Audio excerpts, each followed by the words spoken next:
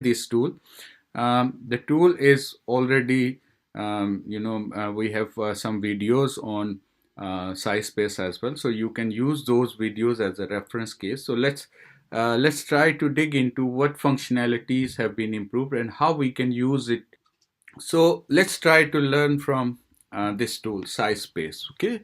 So what I'm going to do is I would be uploading some PDF files. So I have a PDF file. I have a 77 research article database based on my keywords, which I have discussed many times in videos. So my topic is application of blockchain in supply chain management, especially in terms of sustainable supply chain management. Okay, so my data would be based on blockchain in sustainable supply chains. Okay, so I have 77 PDF files, or sorry, 67 PDF files, which I have uploaded on this SciSpace, and see how we can work with them.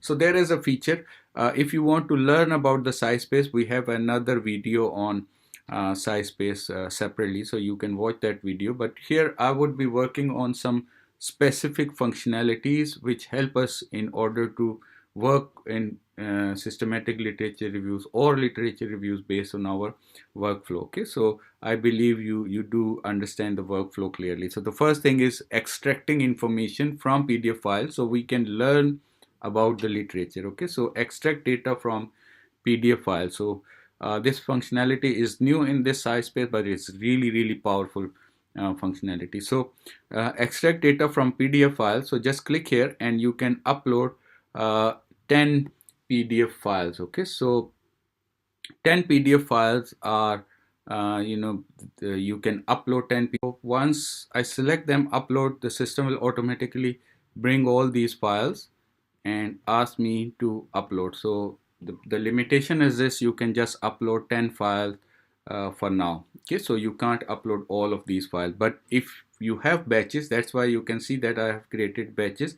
So for now, if you have batches of 10 files, so you can upload every time and the data would be added into the previous one. So it means that no problem, you can it's not an issue if you want to upload 70 or 60 files, but you need to take this 10 file per upload. Okay, so extract this information from these files. So what I'm trying to do is I'm trying to build some tables based on my requirement from these PDF files. So I don't need to read all of them. So what I can do is I can use this SciSpace in order to develop different maybe columns and tables from this file. So what I need is select data to be extracted. So I have all this information, the summary, summarize, abstract, summary, all this. But the good thing about this SciSpace is if you want to add some new feature or add some new column within it, so it allow you to do that. So I have already added this article title and author name. So this is how we can use this as a SciSpace in order to develop a complete or comprehensive table from our data. Now the most important part or the concerning point here is about your framework. Okay, so you need to develop columns based on your framework. Okay, so it's not that you just need to follow these columns only. So you need to follow your framework which you have developed. So for me, if you remember, I have already mentioned that I will be working on the industry or the sector base. Okay, so my column which I will be using for classifying or dividing my literature into the groups is basically the sector. Okay, so we'll see how we can do that, but let's move on. So these are all different options. So I can just click and extract data and the system will automatically extract all the information for me. So it may take some time, maybe 2, 3, 4 minutes, but the good thing about this software is its AI tool. It's amazing. It can extract all the information we need and give you in the tabular form. Very powerful, a very handy tool in doing this. I know many people have used this SciSpace before, but you are using it to writing, for maybe for writing, or maybe for literature search, but that might not be the right use of this powerful tool. So what I'm doing is I'm collecting this information from my existing PDF files, and now you can see a very comprehensive table is being developed. So it means that it almost covers all the aspects of my literature search which I need. Okay, so exactly this tool is giving me all these options. Now I can, you know, extract information based on these different options. Okay, now if you remember,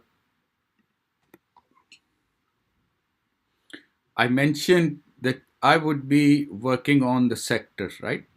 So maybe I need to use another prompt to develop that column uh, where we can work on, sample, maybe sample, or maybe context. So I will try these two different columns. So you need to try these columns here.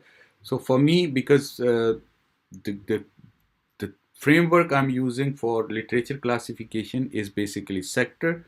So I want to extract the sector. So based on my understanding, so you can work on sample. Okay, so it will tell you what type of sample is being collected from where, or maybe another thing we can work is like context, or we can also create sector. Okay, so let's see how it works.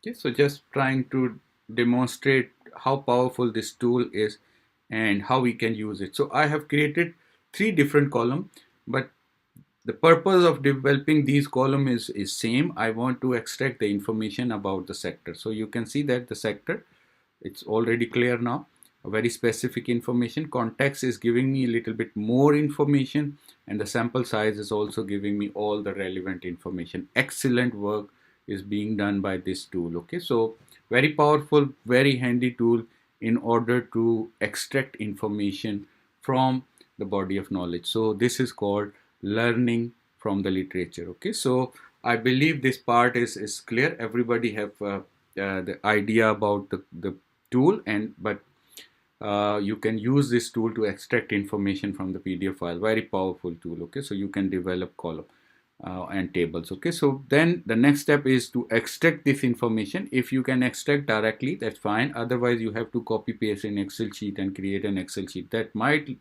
need a little bit of additional work, or the manual work where you need to extract this information into any CSV file. But we can do this. Maybe you can just copy and paste in, or you can try to export this. Okay, so this is fine. Here you can see that it shows me 30 files. Okay, so I have uploaded 30 files, technically 3 times 10 10 10 files.